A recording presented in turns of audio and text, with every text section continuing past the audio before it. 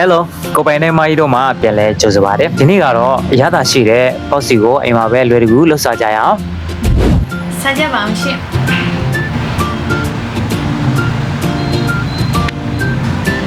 သူ့ရဲ့ရတာကချိုတဲ့ဘက်ကိုသွားပြီးအရင်ရတာရှိပါတယ်ရှင်ကဲအားစိအလွယ်လုံးကြီးကိုအင်းနဲ့တူတူလိုက်ကြည့်လိုက်ရအောင်ပထမဆုံးအနေနဲ့ပူယွန်လောက်ပဲရှိတဲ့ရေနွေး 60ml တဲကိုပေါ့စီမုတ်သားပွားဖို့အတွက်ရေလက်ဖက်စုံတစ်စုံနဲ့တကြားစပွဲတင်စုံတစ်စုံနဲ့တစ်ပွဲကိုထည့်ပေးလိုက်ပါတယ်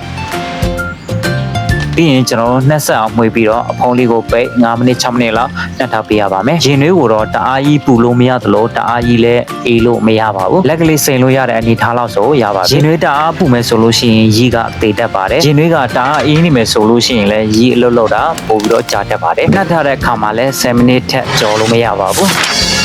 ထပ်ပြီးတော့မော်နီဆက်ဖို့အတွက်ပေါ့စီ10လုံးစာကိုပေါ့စီကြုံမုံ900 gram ကိုသုံးထားပါတယ်ဒီတစ်စိတ်သုံးထားပါတယ်စားလက်ဖက်ရည်စုံတစ်ဝက်နဲ့ဘေကင်းပေါင်ဒါလက်ဖက်ရည်စုံတစ်စုံကိုထည့်ပြီးတော့နှက်ဆက်အောင်မှွေပေးပါပြီးရင်ကျွန်တော်တို့စားစီစပွဲတင်စုံနှစ်စုံနဲ့တစ်ဝက်ကိုထည့်အရှိမကျွန်တော်တို့9မိနစ်6မိနစ်နှက်ထားတဲ့ yeast ကိုဖြည်းဖြည်းချင်းစီထည့်ပြီးတော့လက်နဲ့နယ်ပေးမယ်နော်ရေးစင်ထားတဲ့ 60ml ကုန်သွားပြီဆိုလို့ရှိရင်နောက်ထပ်ရေသက်140ကိုဖြည်းဖြည်းချင်းစီထည့်ပြီးတော့နှစ်နာလေးနယ်ပေးသွားရပါမယ်ရေကတော့အားလုံးစုစုပေါင်း 200ml ခွက်တိဖြစ်ပါတယ်ရိုးရိုးရေသက်ကိုပဲသုံးထားပါတယ်ဗျ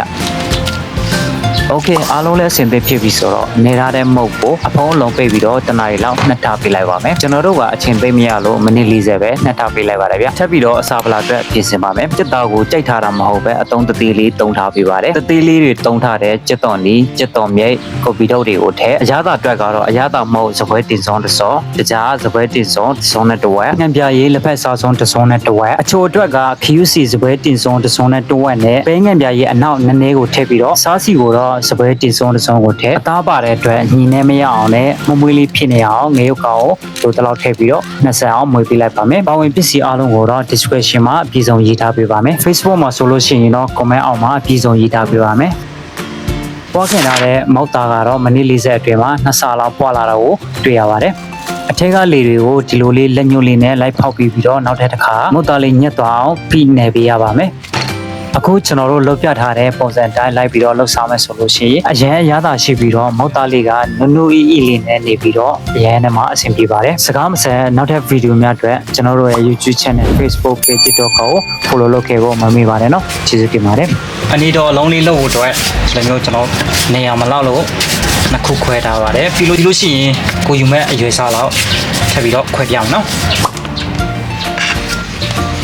အနေတော်လောက်ဖြတ်ပြီးတော့အဝိုင်းလေးဖြစ်အောင်လက်ကလေးနဲ့ဖိပြပေးလိုက်မယ်နော်ဒီနေရာမှာကျွန်တော်တို့ငရုတ်ကြည့်ပွေးနဲ့ပဲဖြစ်ဖြစ်ပလင်းလုံးလေးနဲ့ပဲဖြစ်ဖြစ်တိုက်တဲ့လက်နက်နဲ့အဝိုင်းလေးဖြစ်အောင်လုပ်ပေးလို့ရပါတယ်တိုက်တဲ့အခါမှာလည်းအလဲသားလေးတူတူအနားသားလေးပပလေးဖြစ်အောင်လှည့်ပေးရပါမယ်ဟုတ်ကဲ့ဒီမှာကျွန်တော်တို့အစာလာပြီးတော့တော့ပါမယ်ကျုပ်ပြုတ်လည်းတုံထားပေးပါတယ်နော်ကောင်းစီပိတ်တဲ့အခါမှာလည်းကျွန်တော်တို့ဒီမှာဖြည်းဖြည်းချင်းစီပြတာပေးပါတယ်အနားသားလေးတွေကိုကျွန်တော်တို့လက်နဲ့တစ်ချက်စင်စီလိုက်ပြီးတော့ပိတ်ပေးလိုက်ရင်ရပါပြီကျွန်တော်တို့ကျွမ်းကျင်တဲ့လောက်ပဲလုပ်ပြထားပေးပါတယ်နောက်ထပ်ပေါ့စီပိတ်ညီကိုတက်တဲ့လောက်လာပြီးတော့မျှဝေပေးပါဦးမယ်ဒီနေ့ကအလဲကနေပြီးတော့ဟိုဘက်ဒီဘက်ကိုပိတ်ပေးပြီးတော့နောက်ထပ်လည်းဟိုဘက်ဒီဘက်ကိုပိတ်ပေးပြီးတော့တက်ကလုပ်ပေးလိုက်လို့ရှိရင်လည်းရပါပြီဒီနေ့ကတော့တော်တော်လေးကိုလွယ်ကူပါတယ်